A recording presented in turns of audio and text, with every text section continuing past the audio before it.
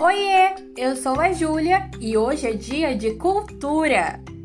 Como sabem, os episódios do quadro vão ao ar toda sexta, mas devido à demanda do TCC da minha pós-graduação, tive um contratempo e por isso não postei antes. No episódio de hoje, vamos conversar sobre a história e a importância de Malala Yousafzai, uma garota paquistanesa internacionalmente conhecida por defender o direito das mulheres de estudarem. Antes de chamar o episódio de hoje, gostaria de pedir que siga o podcast no Instagram e curta nossa página no Facebook. Afinal, são por esses canais que você receberá informações sobre as nossas novidades. Então fique atento para não perder nada. Também não se esqueça de avaliar o podcast com as 5 estrelas se estiver nos ouvindo pelo Spotify. E se você quiser sugerir o tema dos episódios futuros, envie um e-mail para historiaalternativa.podcast@gmail.com. Dados os recados, vamos para o episódio? Continua comigo depois da vinheta!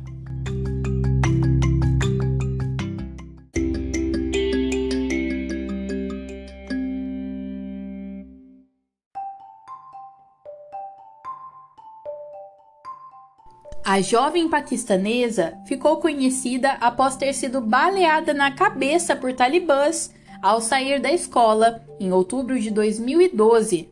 Na época, Malala tinha apenas 15 anos.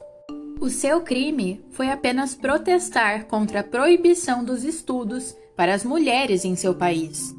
Mesmo após ter sido baleada na cabeça pelo grupo fundamentalista, Malala sobreviveu e em 2014 recebeu o Prêmio Nobel da Paz.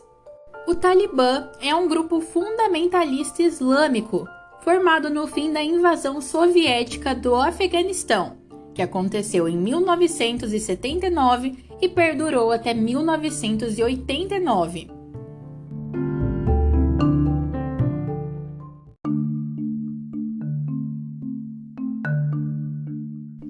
Formado por estudantes que defendiam uma rígida interpretação do Alcorão como forma de governar o país, os talibãs se compreendiam como verdadeiros portadores do islamismo.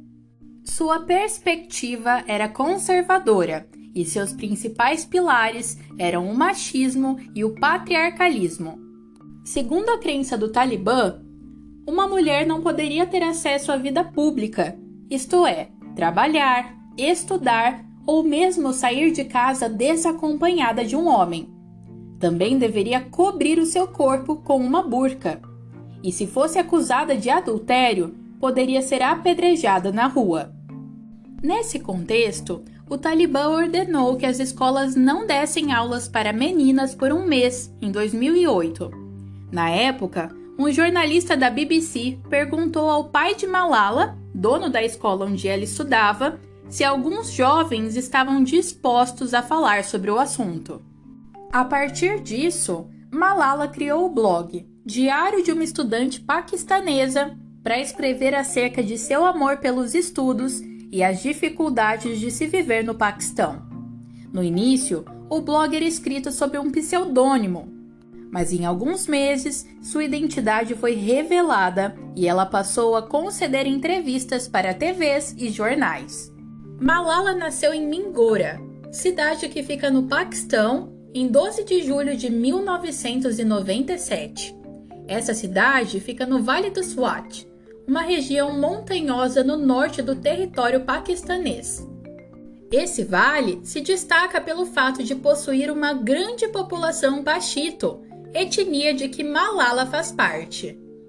Essa etnia é minoritária no Paquistão, mas são o grupo majoritário no Afeganistão. Por isso, a criação de Malala teve uma ligação muito grande com o Afeganistão. O próprio nome dela foi em homenagem a uma guerreira paixito que lutou durante a Segunda Guerra Anglo-Afegã. Seu pai é reconhecido como um educador, além de ativista em defesa da preservação do meio ambiente e da educação. Malala cresceu em uma família muito pobre e sua criação se deu sob influência do islamismo. Outra característica muito importante da família de Malala foi a influência de seus pais para que ela fosse educada, algo não muito comum no Paquistão. A mãe de Malala, por exemplo, teve acesso à educação por poucos meses quando era jovem. Malala relata que sempre foi uma estudante muito dedicada e que procurava ser a melhor aluna de sua turma. Durante sua infância e adolescência, ela gostava de ler e teve acesso a uma grande variedade de obras de literatura. A educação também permitiu que ela se tornasse fluente em Urdu, paquito e inglês. A jovem Malala estudava em uma turma exclusiva para meninas na escola em que seu pai gerenciava. Além disso, essa escola também permitiu que a sua família pudesse melhorar a condição de vida. Por ser paquito e por morar próximo do Afeganistão, ela chegou a conhecer, por meio de relatos, a violência pela qual as mulheres eram tratadas pelo Talibã. A vida dela mudou radicalmente quando esse grupo chegou ao SWAT. Em 2001, esse grupo foi destituído do poder do Afeganistão, quando o país foi invadido por tropas norte-americanas. A invasão do Afeganistão foi uma resposta dos Estados Unidos ao Talibã, que abrigava a Al-Qaeda e Osama Bin Laden em seu território. Depois disso, o Talibã se enfraqueceu, mas não deixou de existir.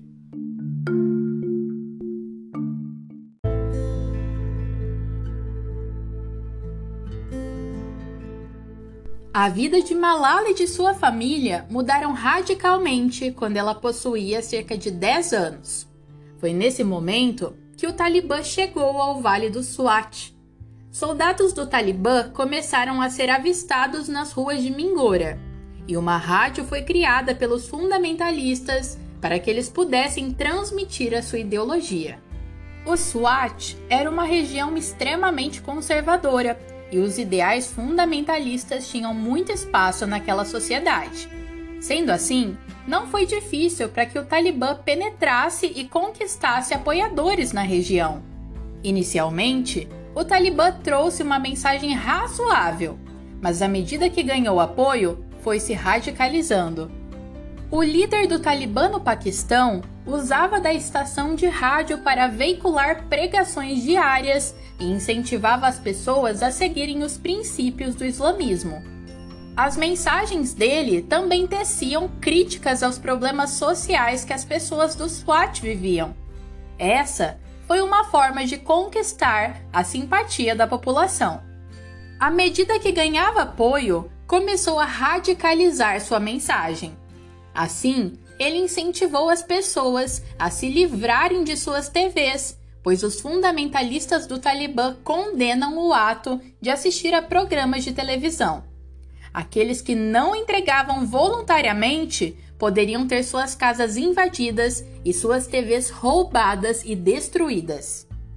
O Talibã também passou a exigir que os homens não fizessem mais a barba e proibiu as mulheres de irem ao mercado. Os que desobedeciam eram punidos.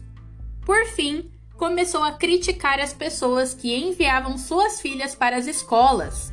Ir à escola se tornou um ato de subversão e que representava um grande risco.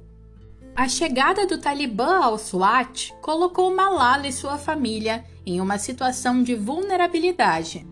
Primeiramente, porque seu pai não era um homem extremamente religioso e costumava fazer críticas públicas contra a ideologia propagada pelo Talibã.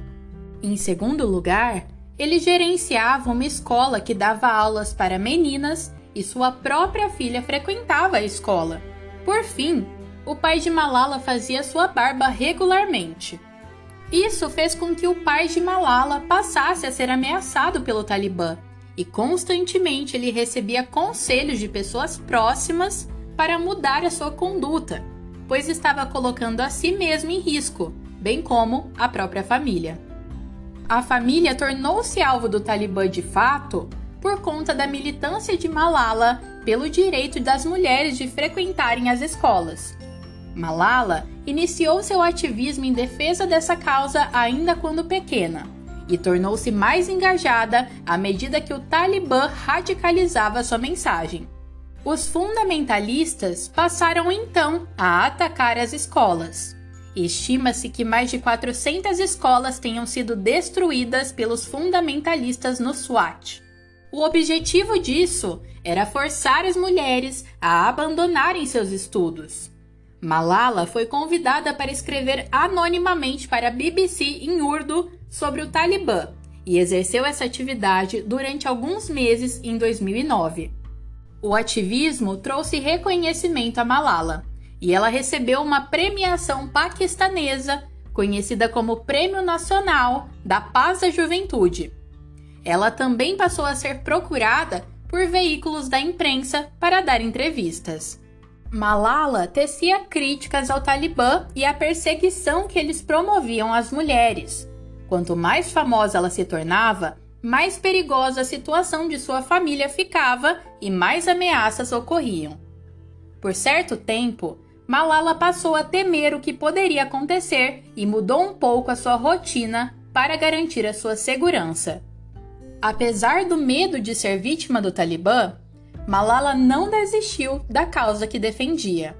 Ela permanecia engajada e mobilizava vozes para defender o direito das mulheres de estudarem. Em razão das críticas que ela fazia ao Talibã, esse grupo fundamentalista decidiu calar a voz de Malala. Em 9 de outubro de 2012, 2 terroristas foram enviados para matá-la. Eles pararam o ônibus que ela pegava para retornar da escola. Ao entrar no ônibus, um dos terroristas atirou 3 vezes contra Malala. Uma das balas entrou na cabeça da jovem, que na época tinha apenas 15 anos. Colegas que estavam ao lado de Malala tiveram ferimentos leves.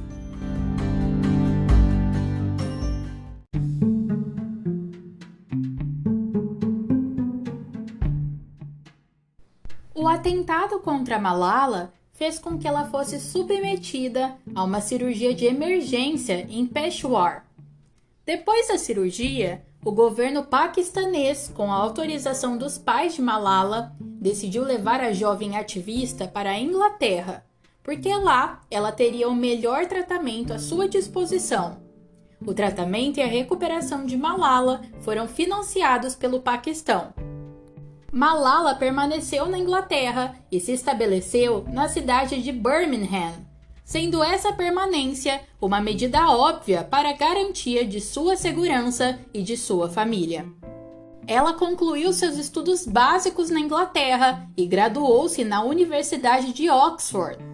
Ela permaneceu engajada pela causa da educação e criou o Fundo Malala, que promove campanhas de incentivo aos estudos de garotas.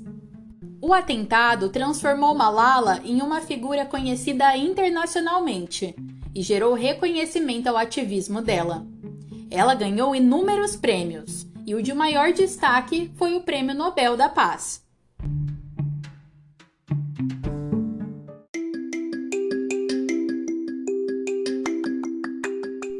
Espero que tenha gostado e conto com você no próximo episódio do Cultura. Bons estudos e até mais!